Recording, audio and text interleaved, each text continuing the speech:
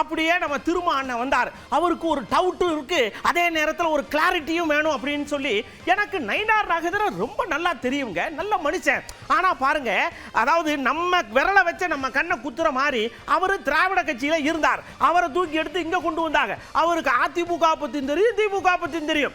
அவங்கள வச்சே இங்க ஏதோ பாசக பண்ணுது, அதிமுக உசாரா இருங்கன்னு எச்சரிக்கை விட்டிருக்காரு.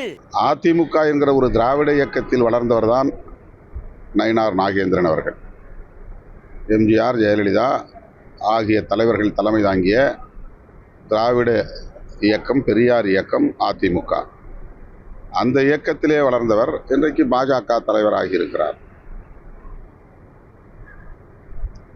அப்படி தெரிந்துதான் அவரை தலைவர் ஆக்கியிருக்கிறார்கள் பிஜேபிக்காரர்கள். அதிமுகவை விழுங்குவதுதான் பாஜகவின் உடனடி திட்டம். இதை அதிமுக காரர்கள் எப்போது புரிந்து கொள்ளப் போகிறார்கள்? நாங்கள் 2 சீட்டாக குறைகிறோம், 1 சீட்டாக குறைகிறோம், அது பிரச்சனை இல்லை. ஏன்னா நாங்கள் ஆண்ட கட்சி இல்லை. ஆண்ட கட்சி இன்றைக்கு 65 எம்எல்ஏக்களை கொண்டிருக்கிற கட்சி. அது தேய்மானம் அடைவதற்கு அதிமுக உடன்படுகிறதா? பாஜக அப்படி ஒரு செயல் திட்டத்தோடு இயங்குகிறதா இல்லையா?